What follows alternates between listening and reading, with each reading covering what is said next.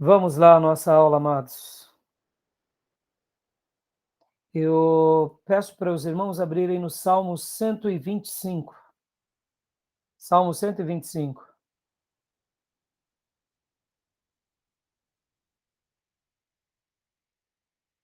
Hoje é a nossa quinta aula. Louvado seja Deus. Vamos dar continuação aqui aos assuntos tratados. Já oramos, já conversamos até bastante. E quero ler esse salmo. Hoje nós vamos tratar o capítulo 7, Orografia de Israel, e o capítulo 8. Acharam o Salmo 125? Sim. Capítulo 8 do livro texto é Planícies de Israel. Então, Salmo 125, lê para nós um dos irmãos. Amém. Lembrando os irmãos que essa aula sempre é gravada no nosso curso e que Deus nos deu uma noite muito especial. Amém. Salmo 125. Isso. Os que confiam no Senhor são como os montes de Sião, que não se abala, firme para sempre. Como em redor de Jerusalém estão os montes, assim o Senhor em redor do seu povo, desde agora e para sempre. O cetro dos ímpios não permanecerá sobre a sorte dos justos, para que o justo não entenda, e a mão à iniquidade. Faze o bem, Senhor, aos bons e aos retos de coração. Quanto aos que se desviam para sendas tortuosas, levá-los a o Senhor juntamente com malfeitores. Paz sobre Israel. Amém. Amém. Glória a Deus. Leia de novo, Gil, para nós, o 1 e o 2, porque a Forte, gente né? vai tratar, e ao estudar esse assunto na aula de geografia, fica espetacular a compreensão do versículo 1 e 2. Amém.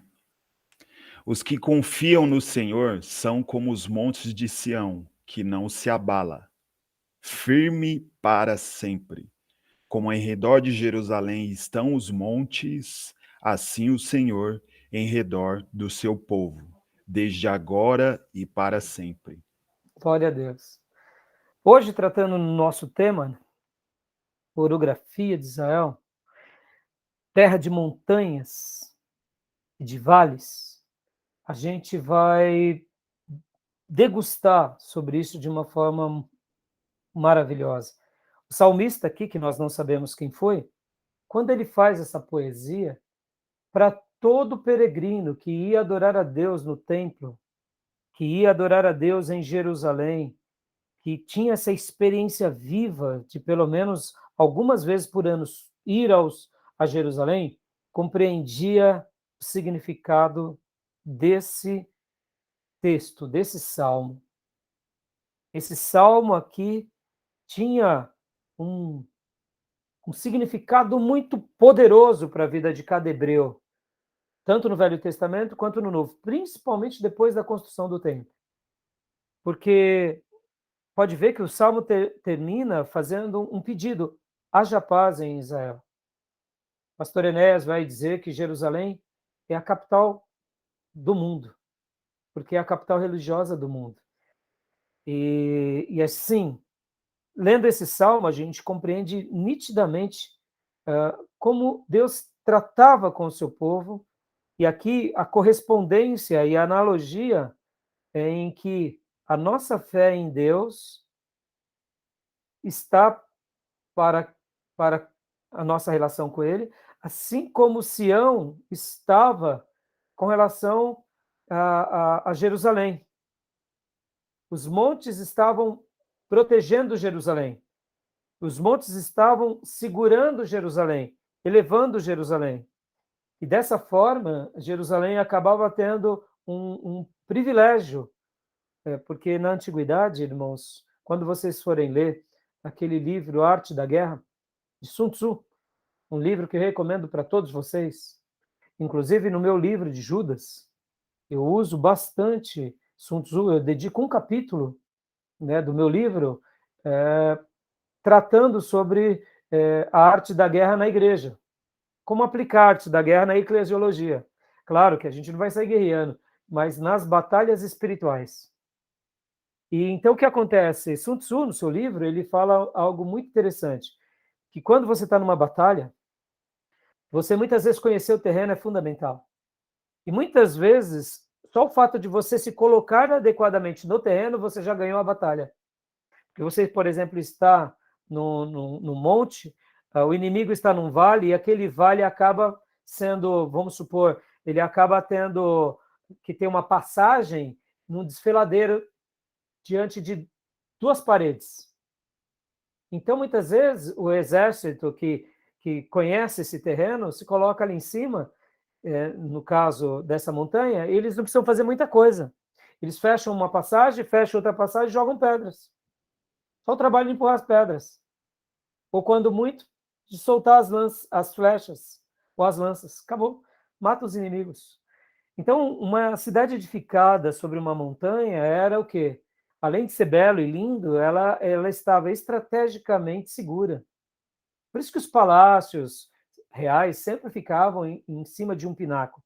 E, geralmente, nesse pináculo ainda tinha as paredes, muitas vezes tinham lagos. Para quê? Para dificultar o acesso. Então, o salmista aqui, o que ele estava dizendo era mais ou menos isso, que quem confia no Senhor é como os montes, é como o Monte Sião, que não se abala, ele é forte e poderoso. Ele permanece para sempre.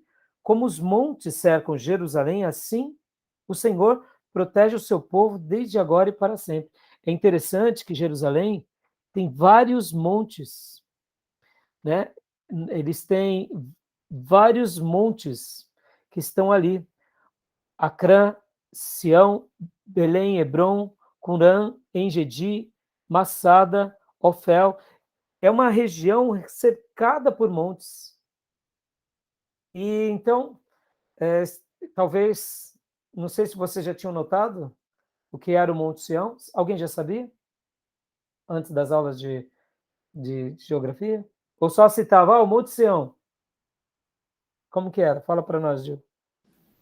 Exatamente isso aí, pastor. Só citava, não tinha noção. Não tinha Engra... noção, não. Engraçado que eu estava vendo um canal, Bíblia TV, Panorama Bíblico, né, de Israel. E aí eles tiraram uma foto do mar para dentro de Israel, do mar Mediterrâneo para dentro. Quantas montanhas, misericórdia, não dá para contar na palma da mão, não dá nos dedos. Muitos montes, muitos montes. Fantástico, né?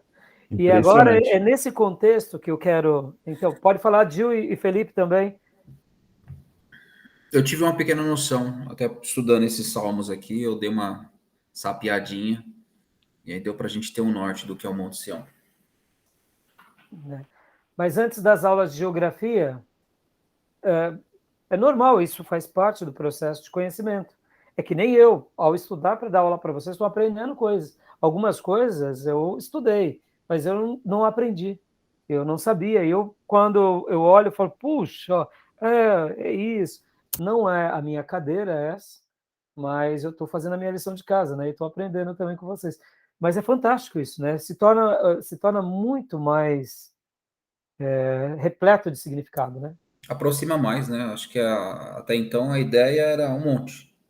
Quando você começa a investigar um pouco mais, você vê a grandiosidade do que é, e aí, obviamente, acho que começa a enxergar um pouco mais claramente o que o salmista quis declarar nesse salmo, que é maravilhoso. O que eu acho interessante é a ótica dele, né? Me parece ser alguém que viveu naquele período, e aí notou aquele monte que não se abala com sol, chuva, tempestade, ele me parece permanece intacto, e aí o contraste que ele faz, positivamente falando, é com a quem serve a Deus, né? Pode até ter algum momento de dificuldade, mas o que confia não se abala, não. Exatamente. E isso que é legal, por isso que você vê, a revelação bíblica, ela começa a ter uma compreensão muito melhor diante desse fato, né? A gente começa a entender perfeitamente, você fala, meu pai, como é lindo essa história, como é lindo quando a gente começa a enxergar a revelação de Deus na geografia, porque perceba, o que aconteceu aqui? Na realidade, o que aconteceu aqui foi simples. O Espírito Santo estava dando uma mensagem para o escritor, em poesia, que fazia um paralelo entre a fé do escritor, a fé do povo de Deus, e fazia uma aplicação e uma metáfora com relação ao Monte Sião e os montes de Jerusalém. Então, o que eu quero dizer? A revelação de Deus vem sobre o povo, vem sobre o escritor, que conhece aquilo, e vem sobre o povo que lê e torna aquela mensagem muito real. Por isso que conhecer a geografia é trazer luz à revelação. A revelação fica muito mais nítida. Porque, como eu já disse, todos nós apreciamos um monte, é inquestionável isso. Todo mundo que se tem por... Ninguém deixa de apreciar uma montanha, ninguém deixa de apreciar um monte. Isso é uma coisa bela da natureza. Mas quando a gente realmente começa a estudar, não é um monte a mais. É um monte que tem uma revelação de Deus. E ela se torna muito especial. Então, é fantástico essas analogias, são fantásticas essas comparações, e por isso que a revelação, ela tem literalmente, a gente joga luz na revelação. Para nós, o Monte de Sião é um monte a mais, porque monte é lugar que a gente está perto de Deus, é um lugar que representa suntuosidade, é um lugar onde ele sempre está lá. Pode ver, irmãos, o monte sempre está lá, a não ser nos nossos dias, por meio da tecnologia e por meio da engenharia, a gente arranca o monte do lugar, né?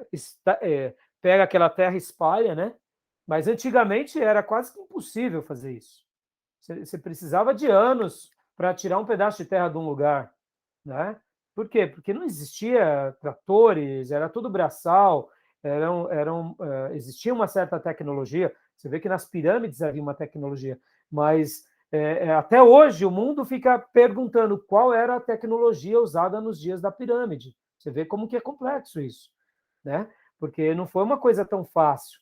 Mas quando a gente começa a ir para o texto bíblico, entender a geografia daquele lugar, o momento da revelação, o que o Espírito Santo estava falando com o escritor, e que o Espírito Santo estava falando com aquelas pessoas, isso se torna poderosíssimo. E aqui, nessa aula introdutória, eu escrevi um texto aqui para deixar para vocês, e eu queria que vocês só ouvissem agora. É o seguinte, olha só, esse texto que eu escrevi para falar sobre isso, né? Assim como os rios, lagos e mares, né?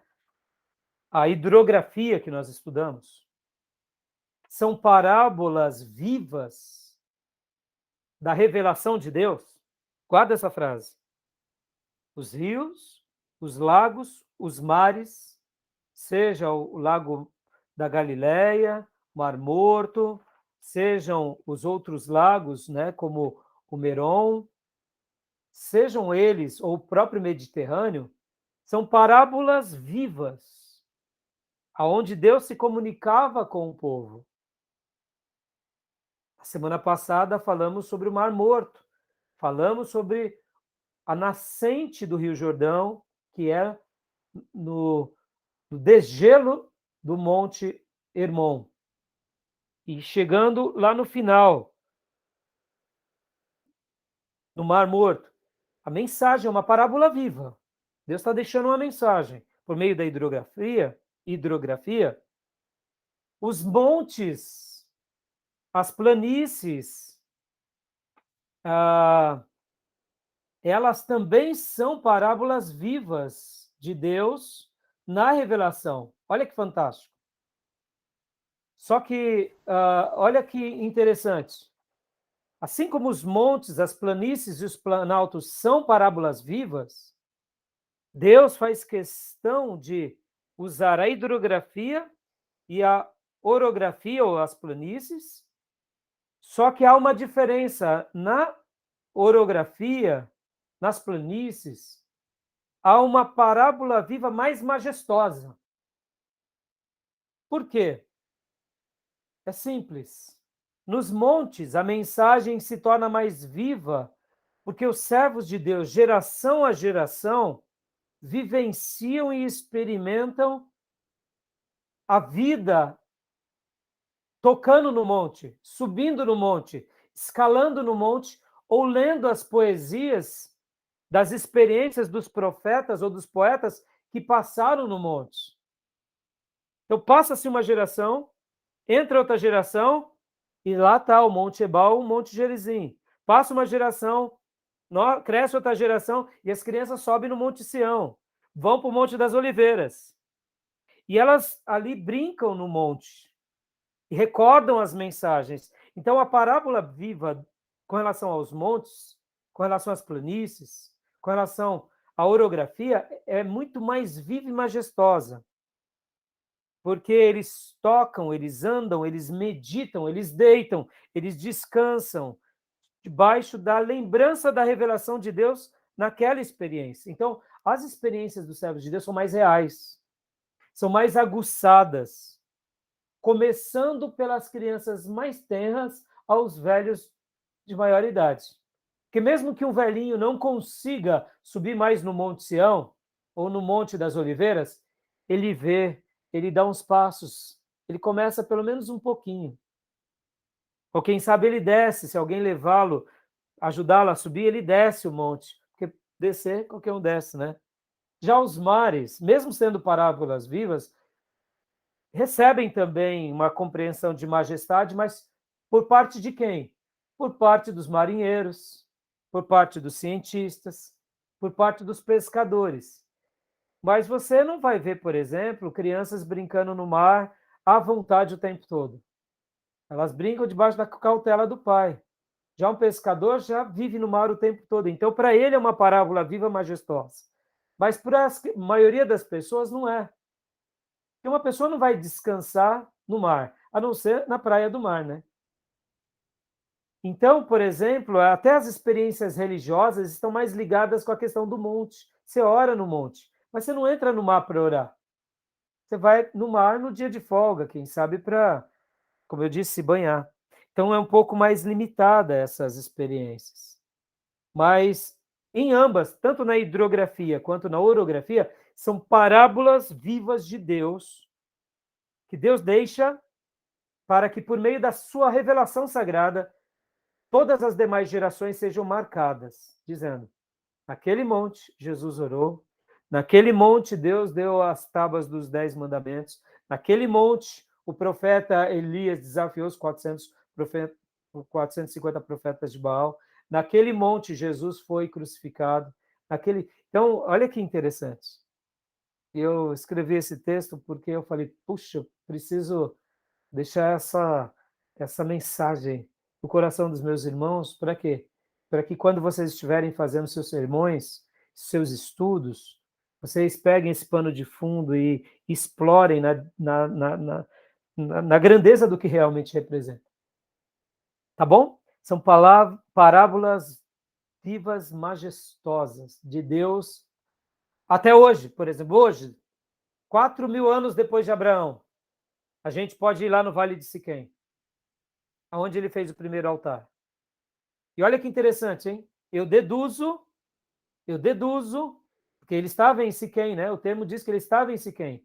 E quando Deus falou com ele, olha a terra, Abraão, ele tinha tido uma experiência subindo no Monte Ebal, que é mais alto, e olhado, quem sabe, e visto, quase perder de vista, olhando o Monte Hermon, olhando as colinas de Moabe, olhando, de repente, quem sabe, parte do Mediterrâneo, aonde chegavam os olhos dele. Depois ele vai para o Monte Gerizim e olha para o sul, vê a península do Sinai, e aí Deus, de repente ele desce, estou deduzindo, tá, irmãos? Porque a Bíblia vai falar que Deus se revela para ele no Siquém. Quando Deus fala para ele essas experiências, eu deduzo que ele devia ter subido em cima do monte e olhado. E aí Deus vem para ele e fala, olha, eu vou te dar essa terra. E a tua descendência vai habitar nessa terra. Olha que coisa fantástica. Forte demais, né? Quando a gente sabe que tem em Siquém esses montes, a gente compreende porque Deus falou com ele ali. Possivelmente ele contemplou, ele viu. Eu acho que ele devia falar assim: Senhor, essa terra é muito grande, né? Tem poucos habitantes. E aí vem Deus e fala com ele. E aí por isso que ele faz um altar, o primeiro altar. Tá bom, meus irmãos? Querem comentar alguma coisa? Uma coisa interessante que o senhor, né, citou bastante nas pregações passadas e agora nessa aula de geografia a respeito de Gerezim e o Ebal, né? Lendo o livro agora dá para entender o porquê Ebal é o monte, figurativamente o monte da maldição e o Gerezim o monte da bênção, porque o Ebal é um monte quase que nu, é pobre em vegetação. Já o Gerezim é exuberante, tem muita vida no Gerezim. Lembra que numa das mensagens eu mencionei sobre isso, que inclusive eu falava assim, ele tem parte fértil. O Gerezim é extremamente Possivelmente, fértil. alguns escritores, alguns teólogos vão dizer que possivelmente Moisés, quando ele olha essa parte fértil, ele fala, esse é o da bênção, porque tem é calcário, mas tem fertilidade. O outro é calcário, E detalhe, é pobre em vegetação. O Ebal, ele é totalmente repleto de calcário. Opa! O Ebal é totalmente de calcário, estéril e mais alto. Lembra que na minha mensagem, talvez você vai lembrar, eu falei assim, o Monte da Maldição é maior, é mais vistoso, só que é estéril. E o Monte Gerezim, que é o da bênção, ele tem parte que ele tem vegetação. Então ele é menor, não chama tanta atenção, mas tem fertilidade. E no Vale de Siquém havia muita fertilidade. É onde eles estavam fazendo aliança. Né? É isso aí, filho. Fixa, né? Pedagogia fica melhor, né? Fica Você muito melhor, fica tendo, viva, né? você tendo isso. Aquela mensagem da mulher de Saulo ainda tá martelando na minha cabeça até Ah, agora. maravilha. Glória a Deus. E agora, olha só, falando na mulher de sal, antes de mostrar o monte agora, eu quero mostrar algo aqui para vocês. Olha só que legal. Aproveitando aqui. Vou mostrar aqui uma coisa para vocês, rapidinho. Vocês vão gostar de ver. Você tinha separado a semana passada, acabei não mostrando. Rapidinho. Aqui, ó. Vocês vão achar super interessante. Vê? Tirar uma aqui.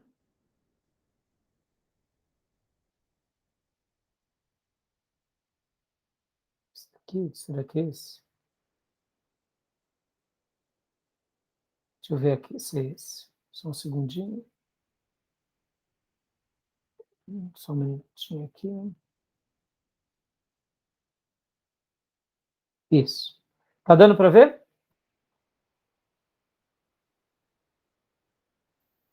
Tá dando para ver? O meu tá carregando aqui ainda. Pequenininho. Pequenininho? Então vamos melhorar aqui. E agora? Ainda tá pequeno. É uma praia bonita. Tá pequeno, não estou conseguindo abrir. Aqui é o Mar Morto, mostrando o sal, Ah, tá. tá? Deixa eu mudar a outra foto aqui. Tá vendo? O Mar Morto, aquela parte repleta de sal. Porque a areia é sal, né? E aqui, ó, o rapaz lendo, Louco da cabeça. né? Ele lendo, não afunda. Você- Mas nem Vocês viram? você tá Interessante, né? maluco. Né? Tem uma. Acho que foi no livro mesmo que eu vi que tem que teve até pesquisador que morreu aí dentro. Então, olha só, né? Pra você ver. Então, aqui é interessante. Eu queria ter Por mostrado e causa acabei do vapor esquecendo. da água daí. Agora, agora vamos então para o monte. Esse daqui quero mostrar para vocês, compartilhar essa guia. Aqui, irmãos, isso daqui é genial. Genial. Olha lá. A gente acabou de falar do O nível dele é bem abaixo do nível do olha Mar Morto agora aqui. mesmo, Olha né? que fantástico esse corte, ó. Eu não sei se vocês vão conseguir ver a escala, mas olha que fantástico. Vou pegar aqui, ó. Orientação sul-norte, tá? Olha só que interessante. Jericó, onde está aqui Jericó? Aqui é o fundo do Mar Morto, ó. Nível do Mar Morto. Olha Jerusalém aqui. Estão vendo Jerusalém? Onde está o mouse? Sim, sim. Ó. Esse relevo Aqui, tá ó. bem legal, hein? Olha que fantástico esse corte, né? Deu para ver um pouco como que é o corte, né? Aqui a escala, ela está em quilômetros, tá, irmãos? Então é de 0 a 32 quilômetros, então você vê, aqui tem, ó, desse ponto até aqui, tem 128 quilômetros, aproximadamente, tá? A se falar, nível do mar Mediterrâneo, aqui é o nível 0, tá vendo? Por isso, olha que interessante, olha como que é o mar Mediterrâneo, né?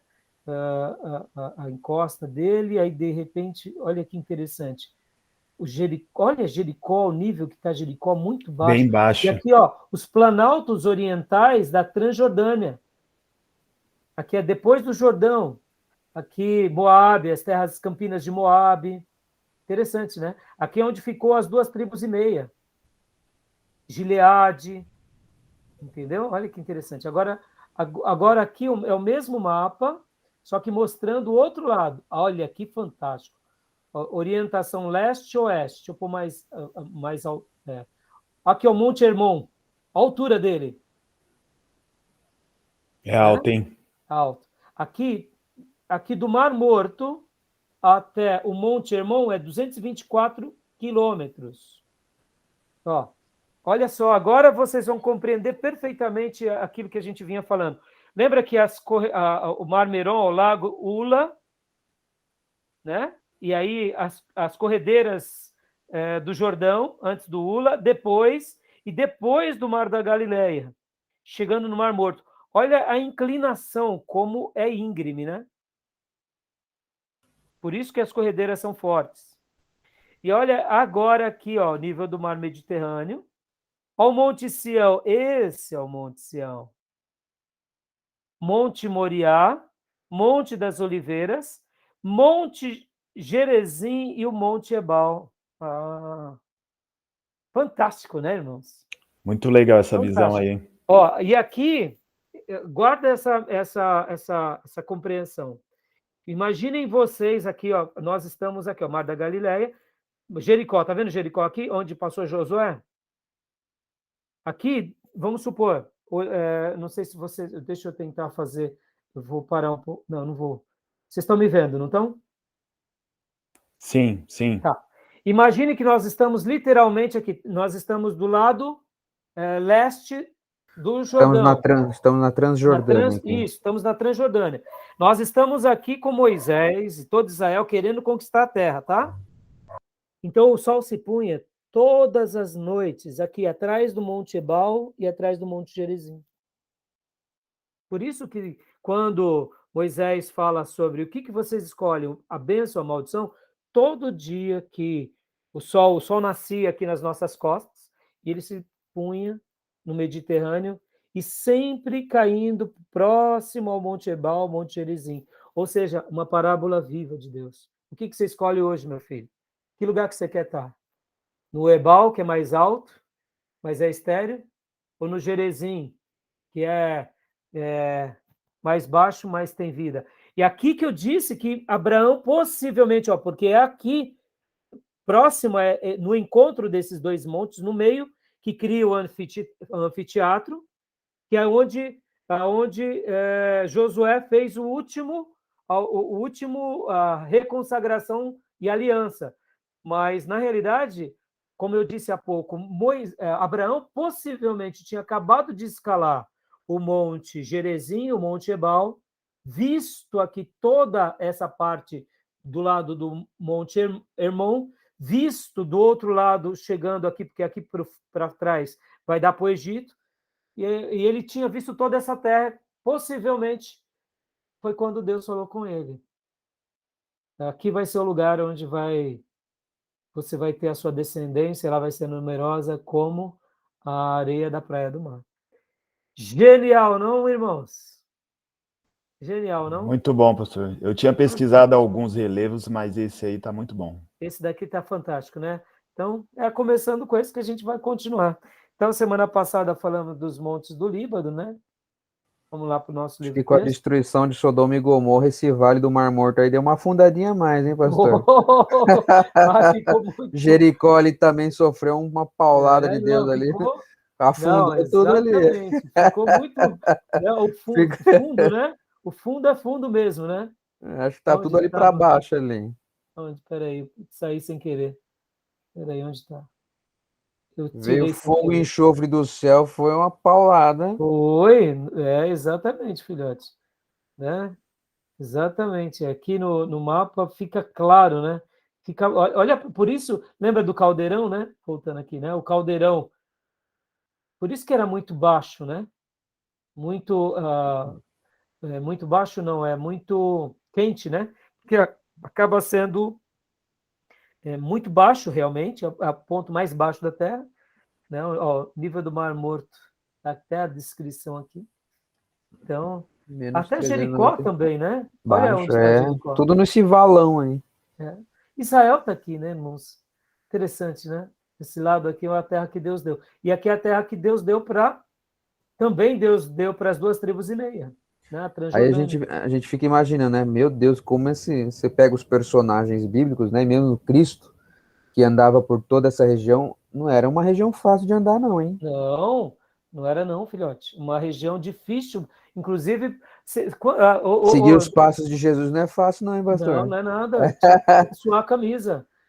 Agora, olha que interessante. No livro de Juízes, ou mesmo quando a gente olha lá no livro de Juízes, que algumas tribos de Canaã e da Transjordânia se mantiveram, era porque eles se mantiveram, irmãos. Porque quem habitava no alto de um monte desse... Fortaleza, né? Era difícil de tirar. Não conseguia tirar. Porque a pessoa, ela tinha uma defesa natural muito grande, entendeu? Próprio Jerusalém, né? Que eram os jebuseus, né? Exatamente. Jebus era uma grande fortaleza, por isso era um monte aqui, que não se abalava, né? Era uma fortaleza. Olha onde está aqui, ó, Jerusalém, né?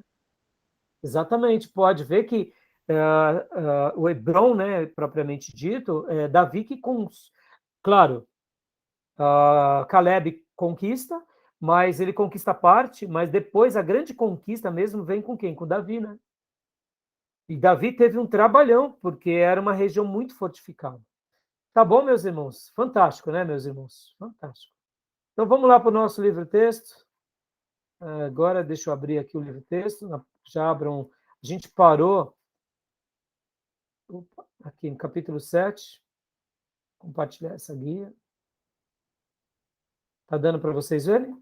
Tá pequena a letra para vocês ou não? Tá pequena, pastor. Aumentou. Vou melhorar aqui. E agora, melhorou? Deu uma Pastor, melhorada. dá licença um minutinho que eu já volto. Tá bom. E agora, Gil? Não, ficou bom agora, hein? Agora ficou show? Ficou bom. Fechado, então vamos lá. Então, a gente, semana passada, falamos dos montes Líbano, né? Falamos dos montes anti-Líbano, a Selecíria, Monte Hermon, comentamos um pouco, a cadeia dos Líbanos, montes de Naftali, cornos de Atim, Tabor, só mencionamos, na realidade, né? Gilboa, comentamos sobre o Carmelo, montes de Efraim, e aí paramos no montes da Judéia. Então, a gente vai trabalhar aqui a partir dos montes da Judéia.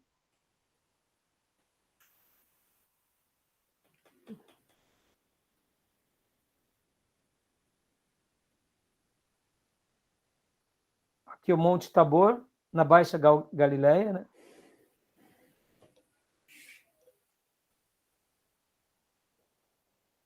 Aqui o Monte Carmelo, onde nosso querido profeta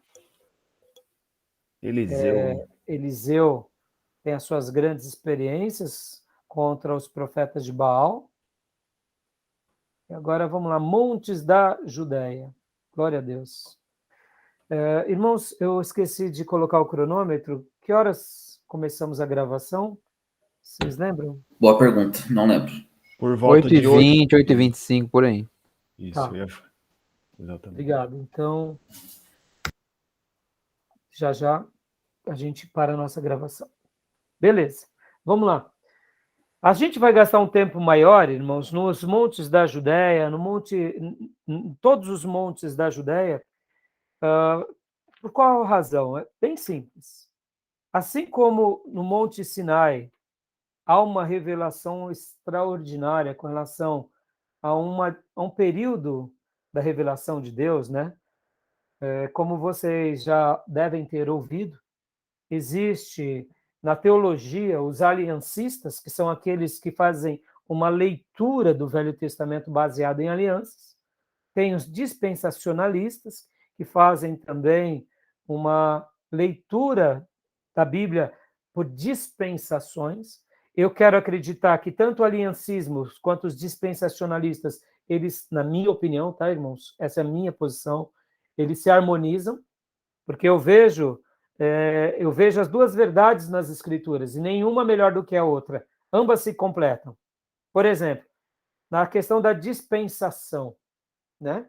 A gente vê que há a dispensação da inocência, que é quando Deus cria Adão e Eva, coloca eles num jardim aqui nesse planeta, mas ainda é uma união entre uma espiritualidade abundante e uma vida humana perfeita. Então, a dispensação da inocência. Depois vem a dispensação da queda, ou seja, a parte espiritual é retirada. E o ser humano começa, então, a vivenciar uma nova experiência, que é a experiência do pecado. Depois vem a dispensação pré-diluviana, depois vem a dispensação que é onde Deus separa Abraão, depois vem a dispensação da lei, e depois vem a dispensação dos profetas, vem a dispensação da graça, e por último será a dispensação dos finais dos tempos. Então, nenhum problema. Alguns vão ser defensores da dispensação, outros vão ser defensores do aliancismo. O que seria o aliancismo? Deus se revelando ao homem com alianças. Podem ver que essas verdades, elas se intercalam. Elas se intercalam. Por quê? Porque no Jardim do Éden, Deus tinha uma aliança com o homem. E Deus deu uma ordem, não peque. Mas aquele que realmente pecasse morreria. E por essa razão, Adão e Eva pecam e morrem. E nós nascemos debaixo do pecado e por isso que morremos. A aliança de Deus com Noé, dizendo: Noé, construa uma arca porque o meu espírito não vai ficar sempre vivendo com o homem no pecado. Eu vou destruir essas pessoas e só vai estar salvo quem estiver na arca. Deus realmente exercita o seu juízo e depois Deus diz para Noé: Noé, eu vou fazer uma aliança com o ser humano, de você e da sua família, eu vou reconstruir e vou populacionar um planeta novamente e vou fazer uma aliança com você de que nunca mais a Terra passará por um dilúvio assim. E é a aliança noética. Deus faz uma aliança com Abraão, separando ele para ser pai de muitas nações. Deus faz uma aliança com Moisés, dando as leis para Moisés. Deus faz uma aliança com os profetas, dando a profecia para que os profetas anunciassem a revelação de Deus, como Deus tinha dado a Moisés.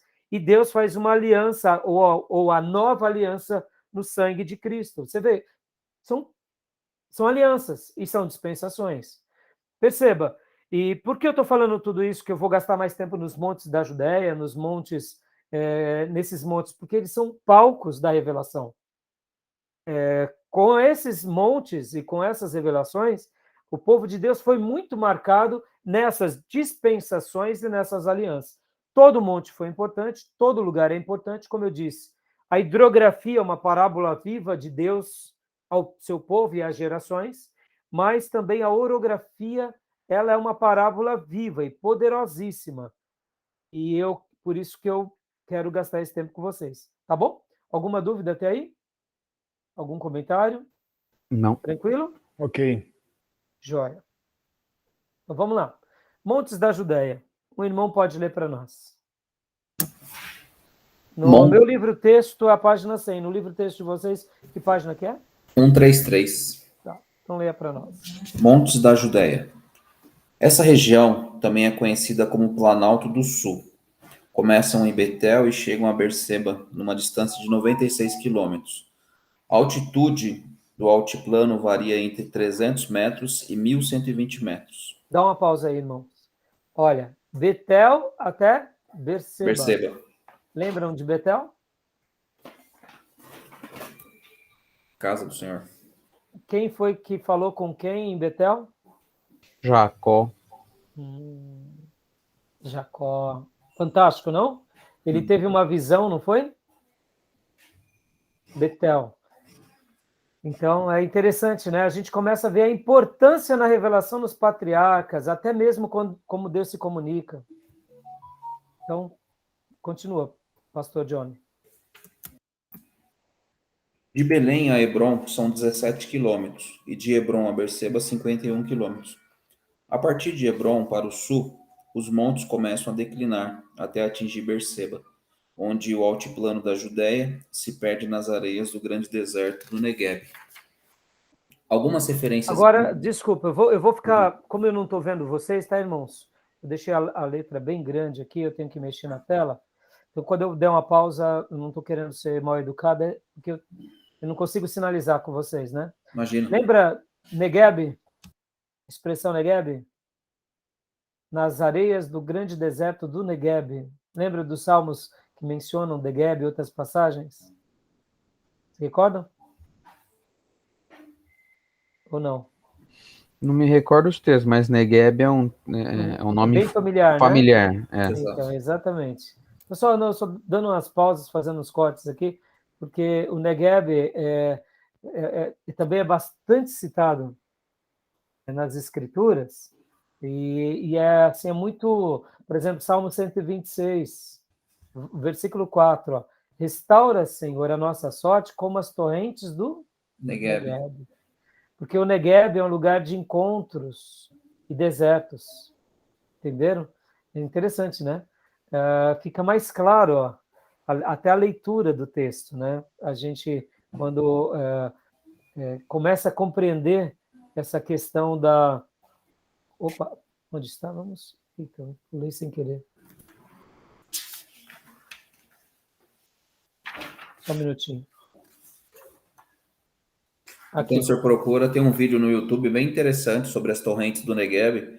E aí, quando as águas adentram naquela terra seca, uma felicidade do povo de Israel. Exato. Assim, maravilhosa. Entendeu? Aí, é nisso que enriquece, né? E quando o salmista, por isso que até atingir Berseba, onde o antiplano da Judéia se perde nas areias do grande deserto do Negueb.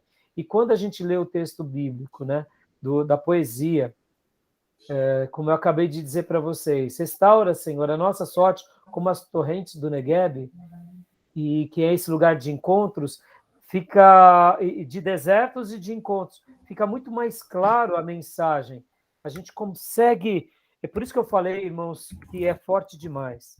A geografia, a Terra Santa é uma parábola viva, e os montes, por representar suntuosidade, e os vales, por muitas vezes representar prosperidade, e os desertos, por representar escassez. No momento que vem essas torrentes do Negueb atingindo esse deserto e esse lugar, então a mensagem fica muito poderosa, fica muito viva.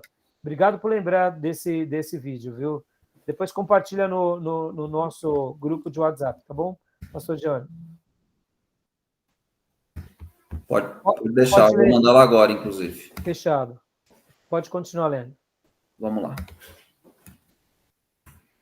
Salomão em Jerusalém, que é a continuidade aqui. No pico do monte foram abertas... Não, do Negueb, né? Ah, perdão, desculpe. Algumas referências bíblicas.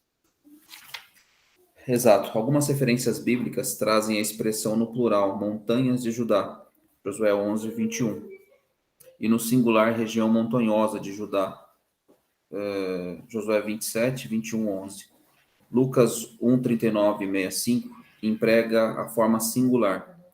Na divisão de Canaã entre as tribos de Israel, esse território foi dado a Dan, Benjamim, Judá e Simeão. O aspecto...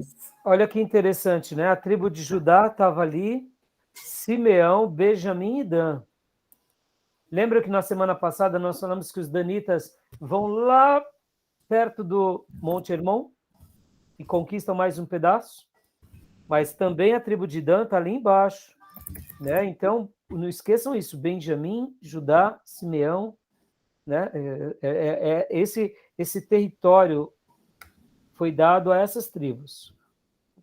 Continua, por gentileza. Pois não. O aspecto físico dessa região é agradável e até fascinante, principalmente em Jerusalém e arredores, onde os montes são arredondados, com o dorso plano, formando enormes tabuleiros, onde cidades foram edificadas. Inúmeros ribeiros, alguns perenes e outros intermitentes, irrigam a região, tornando fértil e produtivo o seu solo. Esses ribeiros correm para o Jordão ou diretamente para o Mediterrâneo. A terra não é tão fértil como a de Samaria e da Galiléia, mas produz frutas, legumes, verduras, além de oliveiras e figos.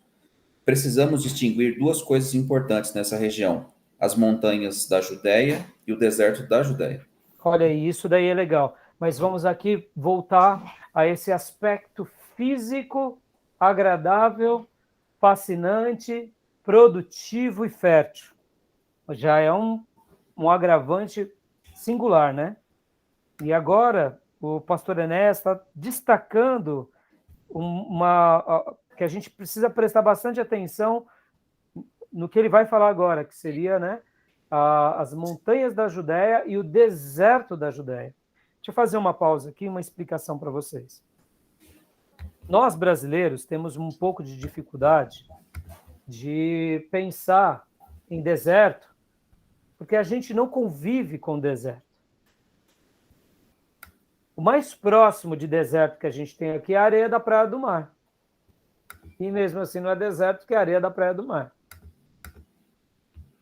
O que mais perto a gente tem aqui no nosso país como deserto seriam os lençóis maranhenses. E mesmo assim, são muitas dunas de areia e aí perto delas tem vários lagos, que também não é um deserto total. E também em Santa Catarina, que tem as dunas em Santa Catarina. Se não me engano, é na praia... Deixa eu dar um branco agora. É Joaquina, se eu não me engano. Joaquina? Santa Catarina tem uma praia que tem umas dunas gigantes, é uma coisa muito bonita. E no Nordeste, também em outras regiões, tem dunas de areia. Então a gente tem uma ideia de deserto, algo assim. Mas o que era o deserto dessa região? O deserto dessa região também... Então, quando a gente pensa em deserto, a gente lembra logo do Saara. A gente lembra de camelo, de dromedário. A gente pensa que deserto é aquele lugar onde se perde de areia. Mas, na realidade, deserto, o Felipe até pode explicar tecnicamente, não é necessariamente o Saara. Vou dar um exemplo aqui. Os desertos da Palestina, eles se assemelham ao nosso sertão nordestino. Se assemelham. Por exemplo, João Batista foi viver nos desertos da Judéia e lá comia gafanhoto com mel silvestre. Ora, aí a gente fica pensando, mas como no deserto da Saara tem gafanhoto e mel silvestre? Só tem areia. Que a gente faz a correspondência do que a gente aprende na escola do que é deserto. Mas o deserto, necessariamente, não é um padrão. Né? Quando a Bíblia chama de deserto, muitas vezes tem rochas, tem arbustos, tem plantações baixinhas. O que não vai existir são grandes árvores. O que não vai existir são matas, lagos. Mas, geralmente, os desertos, né, quando Jesus foi tentado no deserto, porque, geralmente, pensem assim, como a Palestina, como Israel, eles têm essas montanhas de calcário, geralmente essas montanhas acabam sendo o quê? Lugares muito inférteis. Então, acaba sendo um deserto. É uma montanha que é quase um deserto. E pensem vocês assim, como acabamos de ler na Judéia, né? De repente, você sobe e aí faz um platô e muitas vezes tem uma vegetação muito rala, acaba sendo lugares que acabam sendo desertos. Então, para a gente entender um pouco o que é o deserto, Davi foge, fica no deserto, e como ele sobrevive? Muitas vezes tem uma nascente pequena, tímida, que não dá para se edificar uma cidade, mas precisava se cavar um poço. Mas seria mais ou menos isso. Estudando o livro, eu acho que vocês já viram um pouco o que é o deserto, não é? Então, assim, eu estou falando um pouco isso porque agora que a gente vai entrar um pouco sobre essa diferenciação, é importante a gente não esquecer desse detalhe, porque esse detalhe vai ser primordial para a gente compreender algumas passagens bíblicas. Quando Davi foge de Saul, quando Jesus está ali fazendo a sua obra, quando ele vai orar, quando ele é tentado, quando João Batista está ali no Rio Jordão ou no deserto, a gente entende por que ele sobreviveu. Porque havia uma certa, vamos dizer, a pessoa, se ela tivesse conhecimento técnico, ela não morreria. Já é diferente de um deserto de Saara. Né? A pessoa praticamente, para sobreviver lá, tem que nascer naquele contexto, ou ser um especialista que conhece aquele lugar e que sabe se prevenir, que é uma coisa típica. Tá? Felipe, quer explicar um pouquinho, de forma técnica, as diferenciações de deserto? O processo de desertificação é mais complicado, né? Eu não lembro muito bem ao certo, não. Eu sei que dependendo das camadas que você tem de altura das montanhas, você tem uma escassez de vegetação mesmo, é natural. Quanto mais alto o monte, você tem uma vegetação mais baixa, né? E muito mais pobre em riqueza de espécies. Então, mas todo esse território de Israel é um território muito bem peculiar mesmo, esse território aí.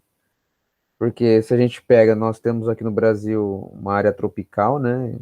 Nós temos montanhas, inclusive montanhas muito altas, mas a gente não tem processo de desertificação. Isso é um processo geográfico mesmo, né? Nem tanto biológico, mas é geográfico. Porque os regimes de chuva nessa região são muito escassos. Esse é o grande problema dessa região. Tanto que Israel ele é menos úmido ainda do que o Nordeste brasileiro. O Nordeste brasileiro é mais úmido que Israel. Por mais seco que é o sertão, mas a umidade relativa do ar do sertão nordestino é mais úmido do que Israel. Então imagina. Então é uma questão de geografia mesmo, nessa questão de regime de chuva, por isso ele é tão seco. Mas aí por isso que quando ele entra em contato com água em determinados momentos do ano, você tem uma exuberância de vegetação. Por mais que a terra é seca, mas ao entrar em contato com água, há uma vida exuberante, assim como é o nosso Nordeste brasileiro. Na Caatinga, quando chove, a vegetação vem de maneira formosa. Exuberante, né? E aqui fica uma oração, né, irmãos? Se a indústria da seca no nosso país não fosse tão avassaladora e tão demoníaca, o nosso Nordeste seria uma das áreas mais ricas do nosso país. Não tenha dúvida, não tenha dúvida. Por causa simplesmente do sol. Tudo que se planta no sol, ele cresce com poder, com uma força. E podem ver, irmãos, que se nós tivéssemos, né, a indústria da seca não fosse tão diabólica, a politicagem do nosso país fosse realmente feito um sistema de poços artesianos, de irrigação, desvios de certos rios e certos lugares, fosse feita uma coisa para o desenvolvimento a médio e longo prazo, o nosso Nordeste seria uma das maiores riquezas, porque o turismo, a parte mais da caatinga, né?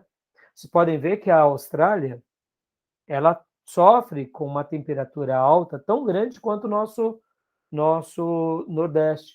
Só que lá os gados sobrevivem, vivem muito bem, por quê? Porque tem poços, tem irrigação, e tirando ali os índios, né, australianos, que são um povo, vamos dizer assim, grande, significativo, mas eles têm aquele lado, mas onde chega a civilização, eles conseguiram desenvolver de uma forma maravilhosa, né? E acreditar que ainda a gente vai ver o nosso Nordeste sendo uma Canaã. A gente só vai ver conterrâneo voltando para o cantinho, né? Já pensou? Um monte de paulista querendo voltar para a terrinha da vovó, né? Então, beleza, filho. Vamos lá? Vamos continuar a leitura? Vamos. A primeira, partindo dos montes de Samaria, passa por Jerusalém e vai a En-Karen. Não sei se a pronúncia está certo, Felipe? O homem da pronúncia aí. Belém, Hebron e morre no sul. A segunda, descendo para Jericó, entra na direção do Mar Morto e vai encontrar-se com a primeira no Negueb. E agora, conjugando no mesmo deserto, entra na península do Sinai. No deserto da Judéia, há também montes, e alguns até de grande porte. Começaremos pelos montes da Judéia. Jerusalém está edificada sobre montes, o que confirma Salmo 122, 4. Para onde sobem as tribos? Isto é, as tribos de Israel.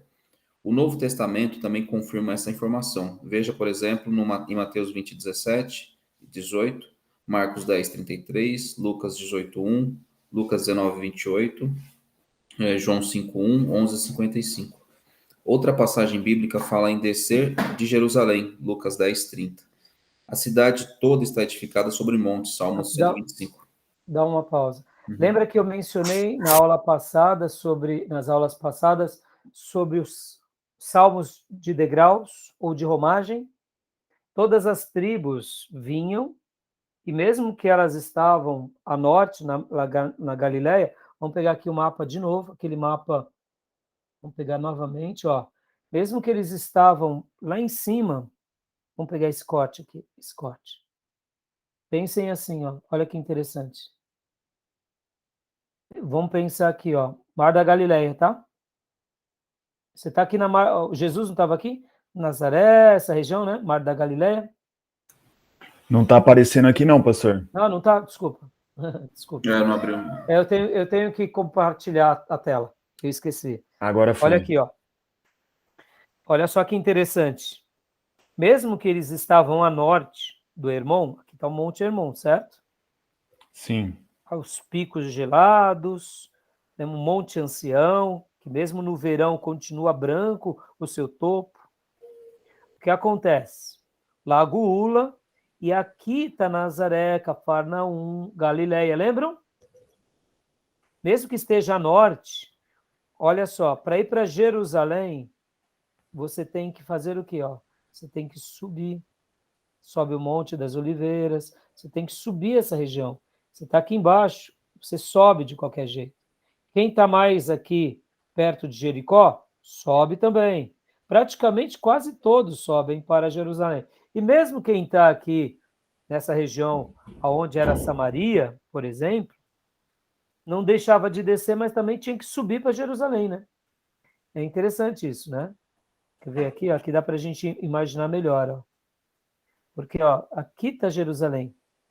Aqui está os montes Ebal e Gerezim. Então, você, mesmo que fosse um pouco mais alto como que eu disse há pouco, né? Siquém, quando você vai para Jerusalém, você tem que subir. De qualquer forma, você sobe para Jerusalém. Por isso que é o cântico de romagem, cântico de degraus. Você sobe para Jerusalém, ou quando você tá indo para outro lugar, você desce de Jerusalém. Legal, né, irmãos? Muito bom, pastor. Na minha época de seminário, a lição de casa a gente sofria mais, viu? Que a gente não tinha esse... o professor, irmãos, ele precisava de ter muito mapa na classe, né? Ele tinha que... Então a gente pegava o livro e muitas vezes ele trazia um mapa, dois, mas não dava tempo, né? E também recurso, muitas vezes. O professor tinha que ir para a aula com muitos mapas. Abrir um mapa, abrir outro mapa. Hoje, né? Hoje a gente faz uma pesquisa agora, que nem o pastor Johnny falou, o negócio do Negev já publicou, a gente já vê. Olha que poder a nossa comunicação. Como essa aula fica muito mais poderosa. A gente está viajando para Israel. Está vendo Israel. Se a gente pegar agora... Street View já resolve o nosso problema. Oi? Você faz um Street View, a gente já está lá dentro. Exatamente. E, de repente, se a gente quisesse, por exemplo, ir lá em Aline, Aline com Israel, como que é? Aline? É Aline em Israel, uma coisa assim. Aline em Israel. Ou É senão isso a gente mesmo. pegar agora o Google Maps, a gente tem uma visão agora, como está sendo agora. Ó. Então, explorem, viu, irmãos? Explorem nas suas igrejas, porque uma aula como essa, um momento como esse, a gente tem que registrar para a posteridade, para que pessoas tenham e se apaixonem. Não porque a gente seja melhor do que os outros, mas é o momento que Deus está nos dando para registrar. Registrar um culto, registrar uma palavra, gravar um momento, né? Tá bom? Irmãos, aproveitando esse momento, deixa eu paralisar aqui a nossa gravação, tá? Deixa eu paralisar, só um minutinho.